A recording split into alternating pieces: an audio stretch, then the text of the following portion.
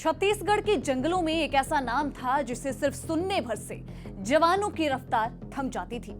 एक दुबला पतला लड़का, लेकिन इतना खतरनाक दिमाग कि उसे जंगल का आतंक, गुरीला मास्टरमाइंड और नक्सलियों का ओसामा तक कहा जाता था। बस्तर के जंगलों में उसकी पकड़ ऐसी थी कि वो किसी छाए की तरह हमला करता था और हवा की तरह गायब हो जाता था। उसे नक्सलियों का घोस्ट कमांडर कहा जाता था, क्योंकि सुरक्षा बलों के लिए वो हमेशा एक परछाई की तरह था। दिखता नहीं था, लेकिन हर बड़े हमले के पीछे वही होता था। यही वजह थी कि दशकों तक हिडमा भारतीय सुरक्षा तंत्र के लिए एक सिरदर्द बना रहा। 26 हमलों का मास्टरमाइंड, नक्सलियों का ओसामा, सिर पर 50 लाख का इनाम, AK-47 का शौकीन, जंगलों का खूंखार शिकारी और माओवादियों संगठन का सबसे खूंखार नाम माड़वी हिडमा, जिसका आज अंत हो गया। 43 साल का हिडमा एक ऐसा नक्सली जिसके नाम का दहशत न सिर्फ आम जनता के बीच बल्कि जवानों के बीच भी था। याद करिए अप्रैल 2010 का वो दांतेवाड़ा माओवादी हमला, जिसमें 76 CRPF के जवान मारे गए थे। ताड़मेटला के घने जंगलों में 150 जवान गुजर रहे थे और अचानक चारों ओर से नक्सलियों ने घात लगा दिया। कई घंटों तक चली मुठभेड़ में 76 जवान शहीद हो गए। ये भारत में सुरक्षा बलों पर हुआ सबसे बड़ा नक्सली हमला था। बाद में जांच में यह साफ हुआ कि इस क्रूर ऑपरेशन की पूरी रणनीति हिडमा ने बनाई थी। इसके बाद 25 मई 2013 की वो तारीख याद करिए जब झीरम घाटी नरसंहार हुआ, जो भारतीय राजनीति के इतिहास में सबसे दर्दनाक घटनाओं में दर्ज है। झीरम घाटी नरसंहार भी उसकी खौफनाक प्लानिंग का ही हिस्सा था, जिसमें कि कांग्रेस के लगभग 25 गाड़ियों के काफिले पर अचानक हमला हुआ। जैसे ही काफिला झीरम घाटी के मोड़ पर पहुंचा, जंगलों में मौत घात लगा के बैठी थी। हिडमा की बटालियन 1 ने अचानक चारों ओर से घेर कर बम विस्फोट किया। फायरिंग और एम्बुलेंस का एक ऐसा क्रूर खेल खेला गया कि पूरा काफिला चंद मिनटों में खामोश हो गया और प्रदेश कांग्रेस अध्यक्ष नंद कुमार पटेल, महेंद्र कर्मा और कई वरिष्ठ नेताओं के समेत 29 लोगों की जान चली गई। ये भारतीय राजनीति का सबसे दर्दनाक हमला माना जाता है। उसके बाद साल 2017 में सुकमा के बुरकापाल इलाके में हिडमा ने एक बार फिर अपनी गुरीला रणनीति दिखाई। सड़क निर्माण की सुरक्षा में तैनात CRPF के जवानों पर घात लगाकर हमला किया, जिसमें कि 24 जवान शहीद हो गए।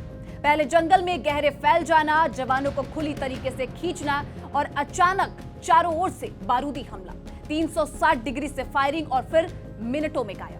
यह हमला इतनी तेजी से अंजाम दिया गया कि सुरक्षा बल भी हैरान रह गए थे। उसके बाद साल 2021 का सुकमा बीजापुर हमला भी याद करिए। यह भी उसी की प्लानिंग का हिस्सा था, जिसमें 22 जवान शहीद हो गए थे और नक्सली बड़ी संख्या में हथियार लूटकर वहां से फरार हो गए। इन हमलों की एक पहचान थी: अचानक हमला, पूरी तरीके से घेराबंदी और फिर कुछ ही सेकंड्स में या कुछ मिनटों में गायब। तो क्या ये शुरू से ही खूंखार था? इसकी कहानी शुरू कहां से होती है? बता दें कि हिडमा शुरू से ऐसा नहीं था। 1981 में सुकमा के पूर्वाती में जन्मा ये आदिवासी युवक 16 साल की उम्र में नक्सली संगठन से जुड़ गया था। सबसे पहले उसे हथियारों की मरम्मत और चलाने की ट्रेनिंग दी गई। पीपल्स लिबरेशन की गुरीला बटालियन का नेतृत्व करने के बाद वो CPI माओवादियों की केंद्रीय कमेटी का सदस्य बन गया था और हिडमा बस्तर इलाके से उस कमेटी का अकेला सदस्य था। धीरे धीरे वो संगठन का मिलिट्री ब्रेन बन गया। जंगलों की पगडंडियों का उसे ऐसा ज्ञान था कि सुरक्षा बलों के लिए उसे पकड़ना लगभग असंभव माना जाता था। वो हमेशा 4 लेयर की सुरक्षा में रहता था। हर समय 200 से 250 नक्सली उसके साथ रहते थे। पहली बार झीरम घाटी हमले के बाद सुर्खियों में वो आया था और वो देश की इकलौती माओवादी बटालियन नंबर 1 का कमांडर था। ये वही बटालियन है जो देश भर में सबसे बड़े और संगठित हमलों के लिए जानी जाती है। तो हिडमा इतना खूंखार कैसे बना? बता दें कि हिडमा 1996 में नक्सलियों से जुड़ा। हथियारों की मरम्मत से लेकर गुरीला ऑपरेशन की ट्रेनिंग तक उसने सब कुछ सीखा और जल्दी ही सीखा। और जैसा कि हमने पहले ही आपको बताया, जंगलों की पगडंडियों, पहाड़ियों और रास्तों का उसे इतना ज्ञान था कि वो सुरक्षा बलों से हमेशा 2 कदम आगे रहता था। उसके पास 4 लेयर की सुरक्षा होती थी। 200 से 250 तक नक्सली हर वक्त उसे घेरे रहते थे। अनुशासन का वो इतना सख्त था कि सुबह 4 बजे उठकर पूरी बटालियन से PT करवाता था और फिर घंटों की रणनीतियां बनाता था। फुर्ती इतनी थी कि 5 से 7 किलोमीटर का पहाड़ी रास्ता वो मिनटों में तय करता था। करीबी हमला उसकी सबसे बड़ी खासियत थी।